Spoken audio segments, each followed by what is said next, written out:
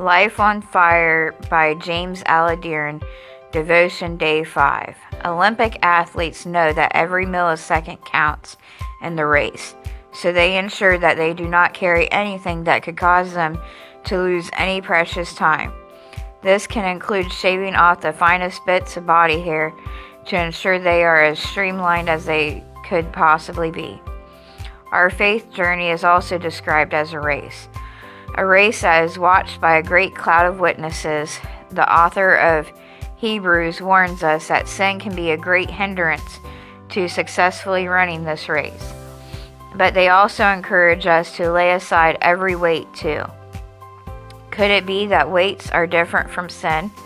At times there are things in our lives that, though not a sin, are a weight. They slow us down in our pursuit of God and become blockages to true intimacy with God and effectiveness for God. Yesterday we briefly looked at the Jezebel spirit. One of the ways the spirit is infiltrating culture with its immoral and perverse ideologies is through entertainment, music, media, etc. Giving time to these ideologies through entertainment may not be an outright sin, but it is a weight that will slow us down in the long run. Unfortunately, in modern-day Christianity, we are quick to call the practice of self-control, legalism, spiritual disciplines, religious and consecrated living, striving. While it is true that we are saved by grace alone, through faith alone, and that God's love for us is not dependent on us, how we run the race is. In other words, how we live matters, what we tolerate matters, and how consecrated you are unto Him matters. Consecration means to declare something sacred. Consecrated living is to give ourselves fully to God by living set-apart lives, set apart from sin and untangled from weights that could trip us up.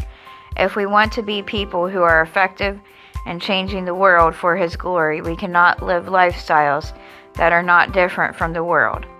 We will be unable to bring true freedom to those in bondage if we ourselves operate in the very bondage we seek to free others from. But the focus of consecration is not separation from, but separation unto the Lord. So as you go away and speak to the Holy Spirit about what weights you need to shed in your life, let your question not be, what do I need to get rid of, but what would allow me closer intimacy with a holy God. Hebrews 12:1. Therefore we also, since we are surrounded by a great cloud of witnesses, let us lay aside every weight and the sin which so easily ensnares us, and let us run with endurance the race that is set before us. Revelation 2 verse 20. Nevertheless, I have a few things against you, because you allow that woman Jezebel, who calls herself a prophetess, to teach and seduce my servants to commit sexual immorality and eat things sacrificed to idols. Romans 12:1. I beseech you therefore, brethren, by the mercies of God, that you present your bodies a living sacrifice, holy, acceptable to God, which is your reasonable service.